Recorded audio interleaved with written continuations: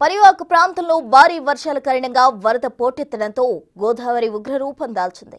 ఎగువన శ్రీరామ్ సాగర్ నుంచి దిగువన భద్రాచలం వరకు భారీగా ప్రవాహం ఉండడంతో అధికారులు అప్రమత్తమయ్యారు. పెద్దపల్లి జిల్లాలోని శ్రీపాద ఏలంపల్లి ప్రాజెక్టుకు గురువారం మధ్యాహ్నం అత్యధికంగా 8 లక్షల క్యూసెక్ల వరద వచ్చింది. దీంతో 8.20 లక్షల క్యూసెక్లు దిగువకు వదిలిపెట్టారు.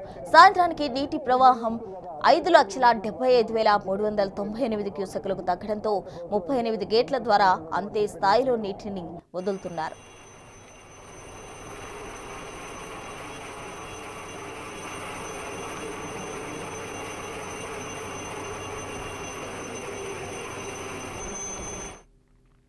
అధికారులు ఎప్పటికప్పుడు వరద ఉధృతి పరిశీలిస్తున్నారు. శ్రీరామ్ సాగర్ వరద కాలువ నుంచి 16,365 క్యూసెక్లు, మానేరు మూలవాగు నుంచి 79,540 క్యూసెక్ల ప్రవాహం వస్తుండటంతో మిడ్ మానేరులో నీటి నిల్వ క్రమేణా పెరుగుతోంది. ఇక 27.55 టీఎంసీలకు గాను ప్రస్తుతం 20.407 టీఎంసీల నీరు ఉండడంతో 17 గేట్లు ఎత్తి 45,635 క్యూసెక్లను లోయర్ మానేరు డ్యాంలోకి వదులుతున్నారు.